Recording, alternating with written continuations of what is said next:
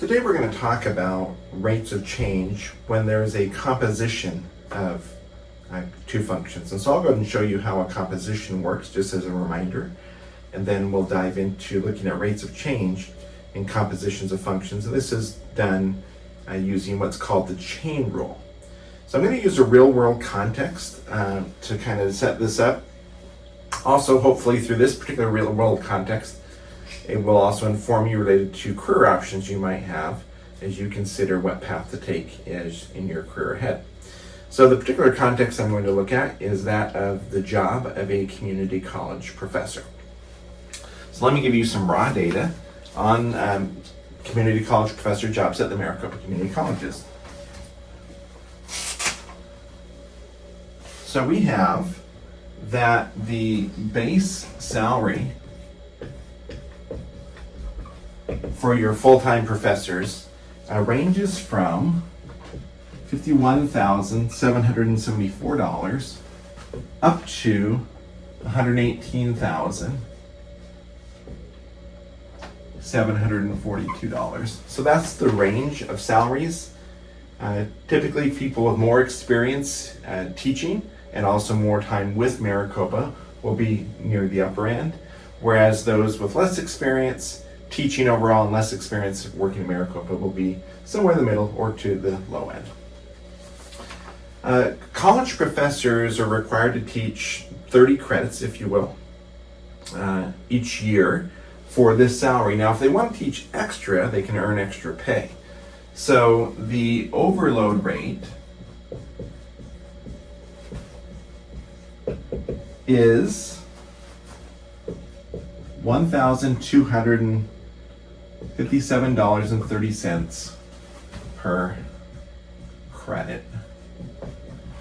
Now, actually, within the HR system, we call it load, and there's a few other computations that are a little bit distinctive, but to make sense in the context of what you understand, many classes, load and credits are the same, and so we're going to go ahead and use credits just to make this easier to interpret.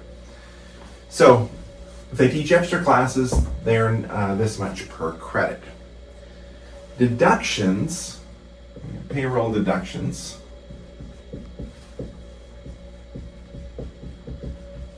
as you know, when we work, any of us work, we don't get to take home all of the money that we earn. The government takes out tax, takes out Medicare, takes out, there's federal tax withholding, there's Social Security gets taken out. All those things get taken out. Sometimes you might have other deductions. If you've got savings, Arizona State Retirement System for us is taken out. So all of those deductions can add up. And I looked at my paycheck, and my deductions actually total up 42% of my pay goes to deductions. So I'm just going to say 42% of pay. And it will vary from person to person, but that's what mine is. We've got a couple things going on here. And what I'm going to do is I'm going to set up a composition of functions to model this situation, and then we'll be able to ask a variety of questions about this particular context. So the first thing I'm going to do is I'm going to take a letter and use it to represent overload credits.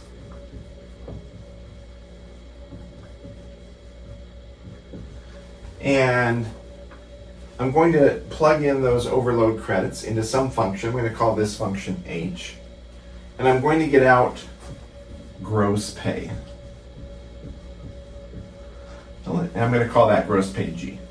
So let's think about this. Gross pay is going to be the base salary plus whatever number of overload credits the person's working times this rate. So we'll get their base pay plus any extra they're getting from teaching extra classes. Now, gross pay, though, isn't what they take home, so I'm going to plug gross pay into a function. I'm going to call that function F, and get out of that take-home pay. And I'm going to call that T. So I've got lots of things going on here, variables, function names, and so forth. So let's try to make sense of that. I'll come up with an actual equation to represent this. So the first thing I have is G here is equal to some function named h of c. And let's go ahead and come up with an equation for that. So G is equal to whatever the base salary of this person is, and I'm just going to call it somewhere in between this range. I'll just call the base salary being $80,000.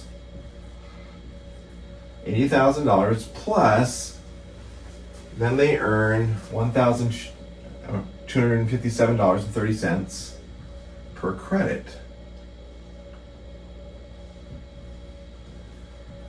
So this function right here, we give the professor's total earnings as a function of their overload credit. So they've got their base salary plus their overload. So this would be their gross earnings right here.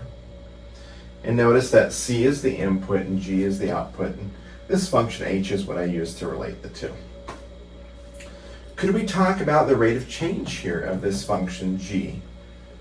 Or rather of this function H?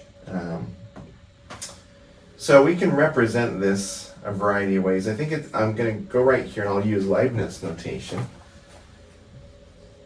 If I write dg dc, this is the rate of change in G with respect to the variable C, right, which was credits.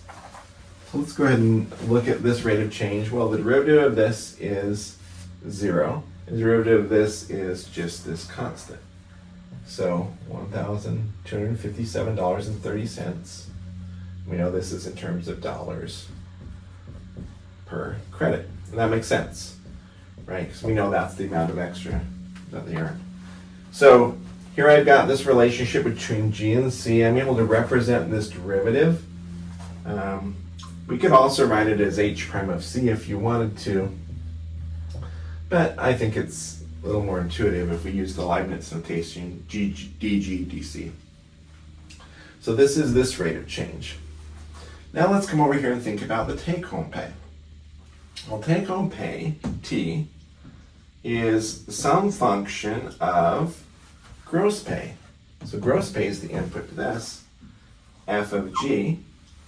We could come up with what that function looks like. And let's go ahead and use this 42% of pay is the deduction. That leaves 58% left over. So I'm just going to do 58% times whatever the gross pay is. So here we have the relationship between the gross pay and take-home pay. I can do the derivative of this. Again, this will be dt dg, using Leibniz notation, telling me the instantaneous rate of change in t with respect to g. And that just comes out to 0.58. Let's make sense of the units here. T is in dollars of take-home pay. G is in dollars of gross pay. So the units here are 0.58 dollars of take-home pay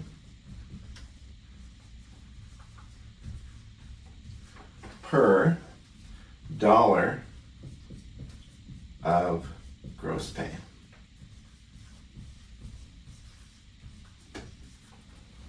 All right, so we've got dt dg, we've got dg dc, so we've got those rates of change. What if I wanted to find the rate of change in t with respect to c? So what if I want dt dc? So let's think about how we would do that. Well, I have this relationship here between G and C. I have this relationship here between T and G. So let me just substitute this in right here in for G and see what we get. So let me step up here. So T is going to be 0.58 times this whole thing here,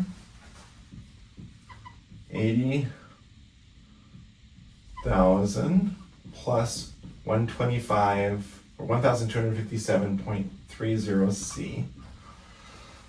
There is my equation relating T with C, I can certainly distribute this through. 0.58 times that will give me a constant. Also, I'll distribute this through 0.58 times that. Let me erase this, give myself a little more space. So let's go down here. So this will be 0.58 times 80,000 plus 0.58 times 1,257.30 C. That's T. Let's go ahead and now find dt dc. This is going to be the derivative. Well, this here is a constant. So the derivative constant is, of course, 0, constant rule. And 0.58 times 1,257.30, that's also going to be a constant. I haven't calculated it out, but it's going to be a constant. So constant multiple rule says it'll just be that constant times whatever the derivative of c is. But the derivative of c is, in fact, 1. So I'm just going to go and write this derivative then is this. Now I'm going to pause for a moment and have us make an observation. And the observation is this. We've seen this 0.58 before. There it is right here. That was dt dg. We've also seen this quantity before. That's right here. That was dg dc. So it turns out that dt dc, so the rate of change in the take-home pay with respect to credits, is the product of the rate of change in the take-home pay with respect to gross pay times the rate of change in the gross pay with respect to credits. You can see here, you can think of this visually as fractions, if you will, although that's not really what's going on, but you can think about it. You would see that those g's would cancel, dg's would cancel out, we'd have dt over dc. So it looks that way. These are in fact derivatives, but visually it looks that way. But this relationship is significant, and as a fact, it's a valid relationship, and this is called the chain rule. And this is with Leibniz notation. So, pretty powerful idea here. So now I have a rate of change function that's telling me how much of these dollars I actually get to take home, which would be 58% of this quantity. And let's go ahead and do that calculation. So when we do this calculation, we end up with $729 and about 23 cents. There's a little bit extra, 23.4 cents. So this is in terms of dollars of take-home pay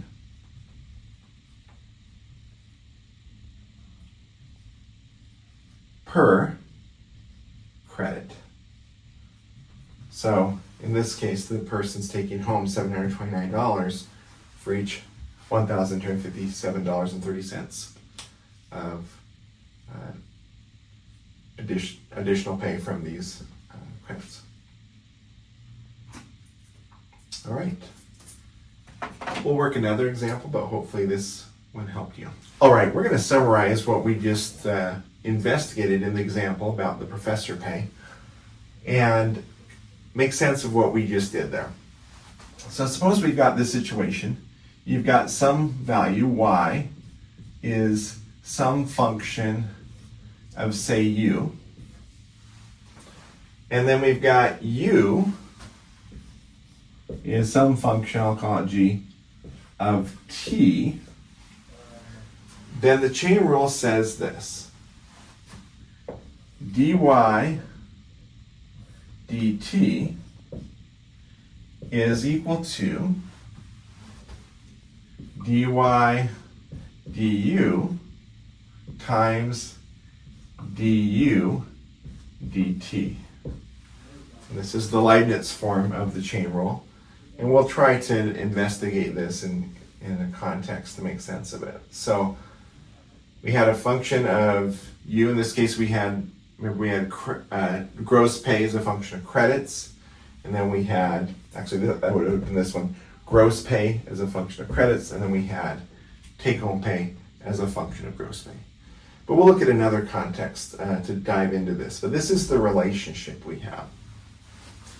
So this next context is that of a ripple. So we're going to look at a pebble thrown into the water, it splashes, it creates a circular ripple, that ripple expands. So here are the relationships.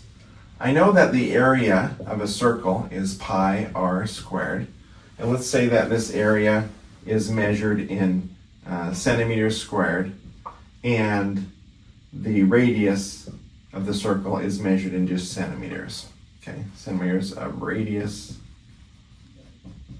and this is centimeters squared of area.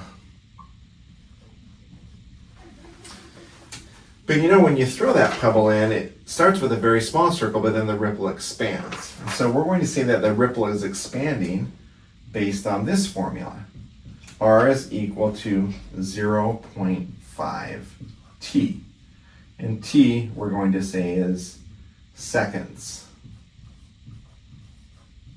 Since rock or pebble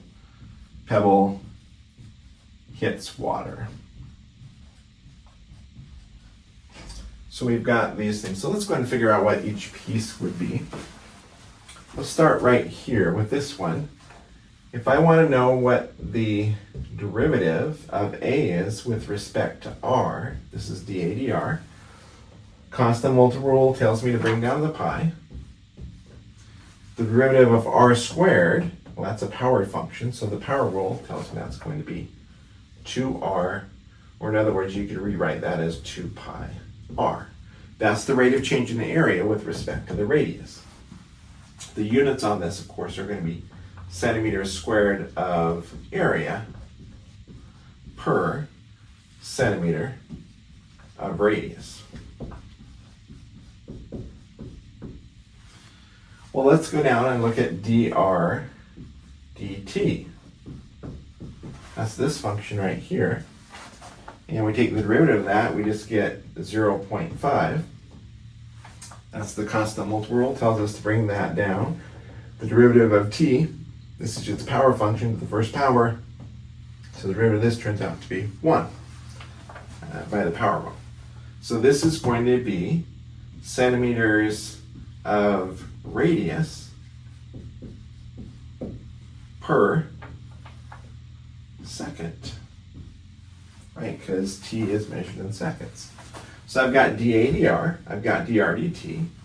So if I'm asked to find dA dt, the rate of change in the area with respect to time, the chain rule tells me I can just take dA dr, this is 2 pi r, this was dA dr, and multiply it by dr dt.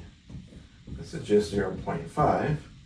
This is our dr dt.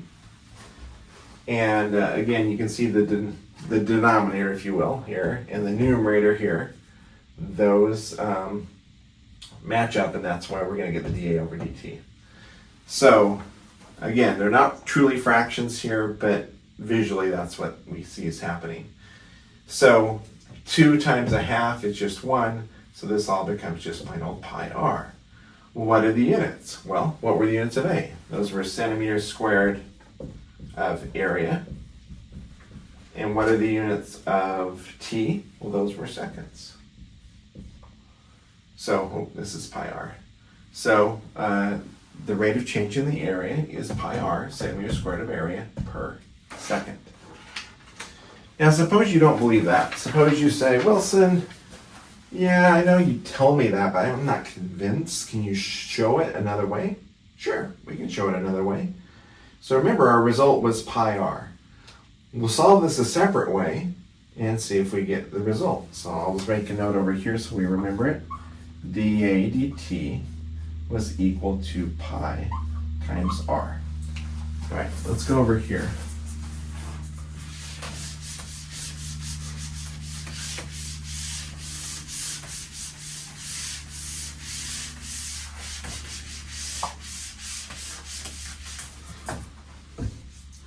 We know that A is equal to pi r squared. We also know that r is equal to 0.5t. So I'm going to go ahead and make that substitution. So where there are was I put 0.5t instead. We'll go ahead and square this. So I get pi, 0.5 squared is 0.25. And then t squared is, of course, t squared. This is our a. I can do the derivative of this. This is tells me to bring down any constants. Well, let's see, we really got a constant here. That's the 0.25 times pi. The derivative of this power function is 2t. Let's see, 0.25 times 2 is going to be 0.5 pi t. Okay, let's see. This doesn't quite look like this yet, but wait. We know that 0.5t is the same as r. Oh, isn't this the same as 0.5 t times pi? Or in other words, that's r from over here. So this is the same as pi times r. Put the number first, pi times r. And that, in fact, matches. So here we solved it a different way by distributing it and then finding the derivative, and we got the same result. Again, evidence that this chain rule, it does, in fact, work. We'll work one more example here of the chain rule. I'm going to just restate the chain rule. And again, you can use any number of variables for this. This time I'm going to write it as dy dx.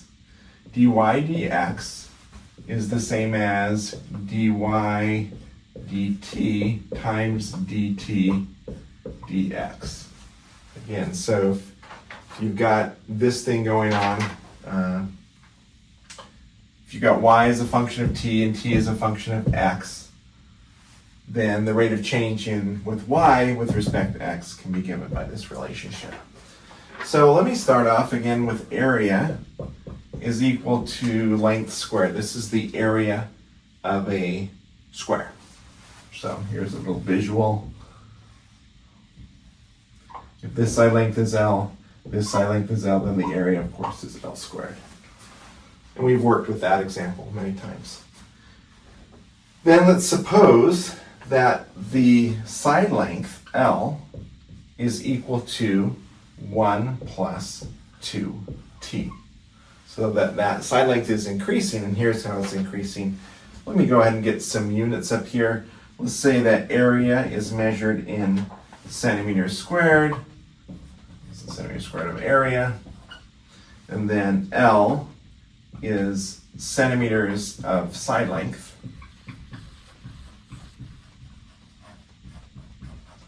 And then T is time, and we're just going to call it in minutes this time. Minutes.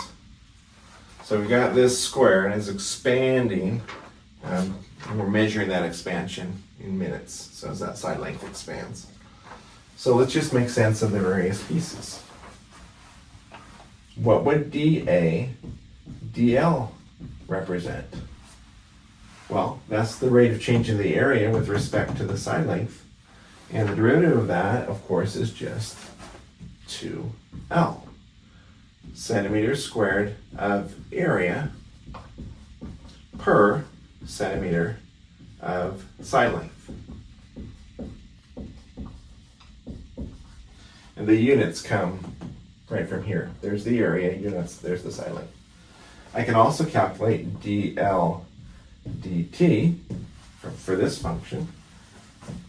Well, the derivative of this is, in fact, 2. The derivative of the constant is 0.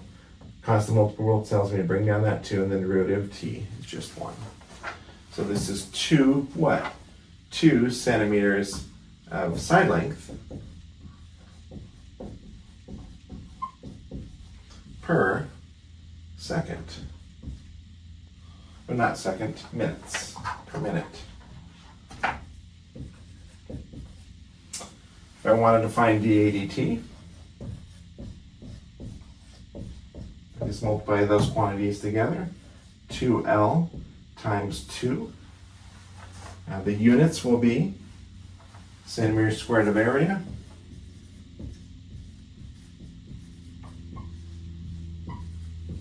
per units of T or minutes. And that makes sense. You can see if you were to multiply this quantity times this quantity, that the centimeters of side length in terms of units, those will cancel out and you have the centimeters squared of area per minute, which makes sense. So in this case, it's 4L. Now, if you want to get rid of the L and write it in terms of T, we can just go back up here. And that's just going to be 4 times the way we wrote L, which was 1 plus 2T. So now it's truly written in the form of just a T is our variable and an A is our variable. So dAdt is 4 times 1 plus 2T. And that's today's discussion on chain rule. We'll revisit chain rule again on Wednesday. We'll present an alternate way to look at the chain rule. This one focused on the Leibniz notation. I'll focus on another way to look at the chain rule, and we'll become skilled in using both ways.